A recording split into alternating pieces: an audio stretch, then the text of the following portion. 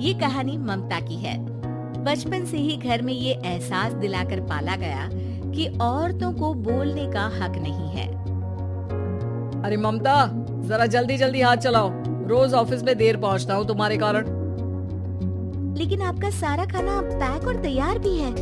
अरे जबान जितनी चलाती हो उतना अगर हाथ चलाती ना तो शायद घर को अच्छे से मैनेज कर पाती।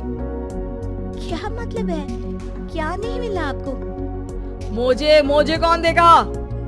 ममता भागकर पति को मोजे देती है। वो हर किसी का ख्याल रखती, लेकिन उसके घर में रोज का रोना लगा रहता। अरे माँ, आज स्कूल में टीचर ने मुझे फीस के लिए डांटा।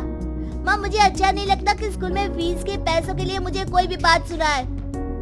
अरे पर बेटा, ये तो पापा करते हैं ना सारा ऑनलाइन। मुझे तो इसकी जानकारी भी नहीं है।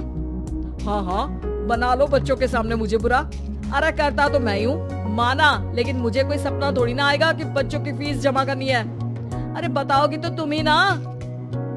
ममता की अब ये आदत में शुमार हो चुका था। वो हमेशा हर बात के लिए खुद को ही दोषी मानती। एक दिन वो पड़ोस की दोस्त से कहती है, समझ नहीं आता यार, मैं इतनी डम कैसे हो सकती हूँ। बात तो सही भी है ना। अब पति बेचारा नौकरी करे, पैसे कमाए, या फिर ये देखे कि बच्चों की फीस का वक्त है। क्या करूँ यार।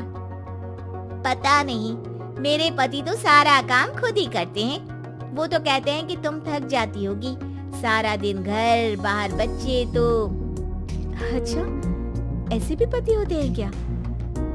अरे क्या बात कर रही है? भाई साहब कभी तुझे किसी बात के लिए सुनाते नहीं? किसने कहा नहीं सुनाते? अरे ये पति चीज ही ऐसी होती है कि बिना पत्नी को सुनाए उन्हें चैन की नींद कहाँ आती है।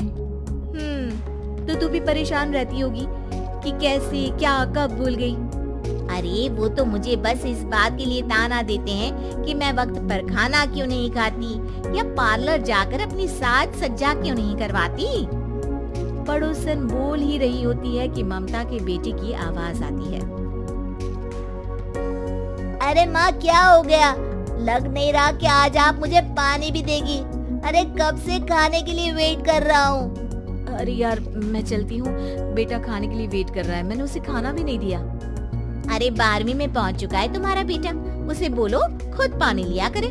मैंने तो अपने बच्चों को काम करना सिखाया है। अरे यार, खुद की भी तो कोई लाइफ है। माना जब नहीं कर सकते थे तो किया, लेकिन अब इतने बड़े बच्चों की हर बात मानेंगे तो मुश्किल तो अपने को ही होगी।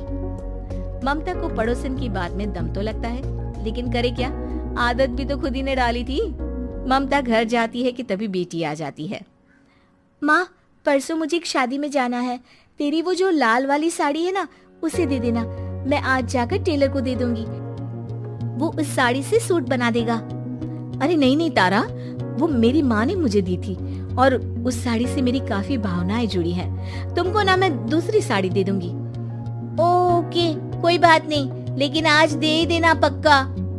तारा माँ की साड़ी से सूट बनवाकर पार्टी में जाती है, लेकिन जब वो पार्टी से लौटती है, क्या है, मैं तो समझ ही नहीं पा रही हूँ। अरे जब वो साड़ी मांगी थी तो ये छल्ली सी साड़ी क्यों दे दी?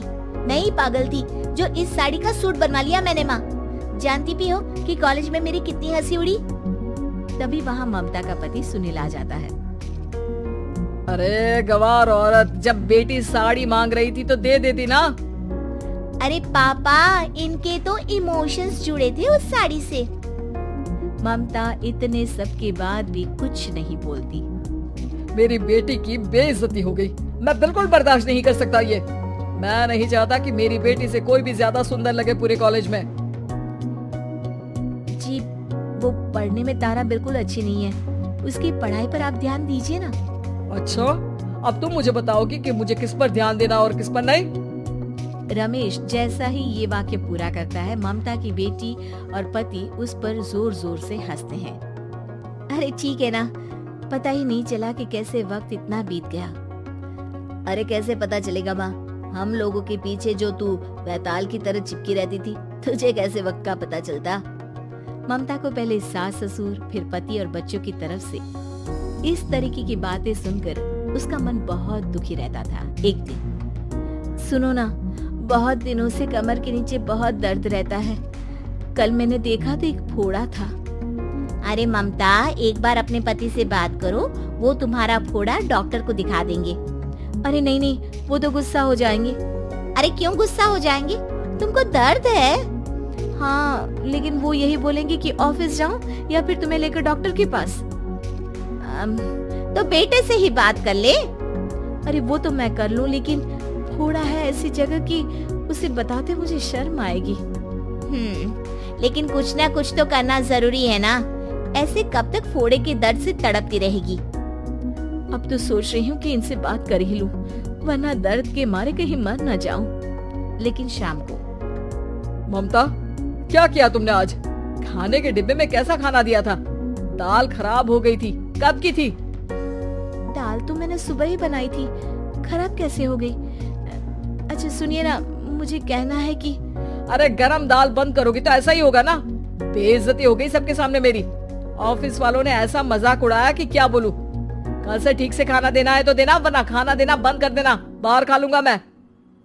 ममता, जो पति से अपनी परेशानी बताने वाली थी, वो अब ये सोचने लगती है कि कल से पति को खाने में क्या दे। अगले दिन ममता थकी थकी सी हालत में, आप लोगों के लिए नाश्ता बना दिया है, खाना बनाने की हिम्मत नहीं है आज तो। रात भर सोकर थक गई है ना, इसीलिए तो खाना नहीं बना सकती। हिम्मत नहीं हो रही है, मैं बस सोने जा रही हूँ। बस मैडम को सोने का बोल दो, फिर देखो कैसे सोती रहती है। माँ, फिर वही पराठा सब्जी। अरे हमारे साथ के दोस्त एक से बढ़कर एक नाश्ता खाना लेकर आते हैं, आप तो बस। सभी घर से निकल जाते हैं, लेकिन जब शाम को बेटा घर आता है तो घर में अंधेरा रहता है। बेटा लाइट जलाता है। क्या माँ, तुम्हारा भी जवाब नहीं है बिजली का बिल बचाने के लिए? वो बोल ही रहा होता है कि सामने माँ जमीन पर लेटी मिलती है। वो उसके पास जाता है। अरे माँ, क्या हो गया माँ? तभी वहाँ पड़ोसन आती है। अरे बेटा, तुम्हारी माँ के पैर के पास एक फोड़ा है, जिसके कारण ये लगातार कमजोर होती जा रही थी। मैंने उसे पहले ही कहा था कि घर में बता दो, लेकिन तुम्हारी माँ किसी को तंग करना नहीं चाहती थी। तभी वहाँ डॉक्टर आ जाता है। अरे इनके ऑर्गन में दिक्कत है, कोई बात है जो इनके मन में खटक रही है। अरे नहीं नहीं, इसके मन में कोई बात नहीं है, कोई काम है नहीं ना इसके पास, सारा दिन बस घर में ही रहती है। देखिए, मैं तो ये नहीं जानता, लेकिन हाँ, इनके मन में हमेशा कोई बात रह जाती होगी, इसीलिए उनकी ये हालत है। अगर आप समय से नहीं ले आते तो हो सकता था कि। अरे नहीं नहीं डॉक्टर साहब, हम पूरी कोशिश करेंगे कि वो ठीक हो जाए। हम लोगों ने अपनी ही परेशानी माँ के सामने रखी, लेकिन किसी ने माँ की दिक्कत को जानने की कोशिश तक नहीं की। हाँ, मैंने भी ममता को हमेशा घरेलू जरूरत से ज्यादा काम का नहीं सोचा था। ममता को होश आता है और वो खुद को अपने बेडरूम में देखती है। वो उठने की कोशिश करती है कि माँ, अब आप नहीं उठेंगी।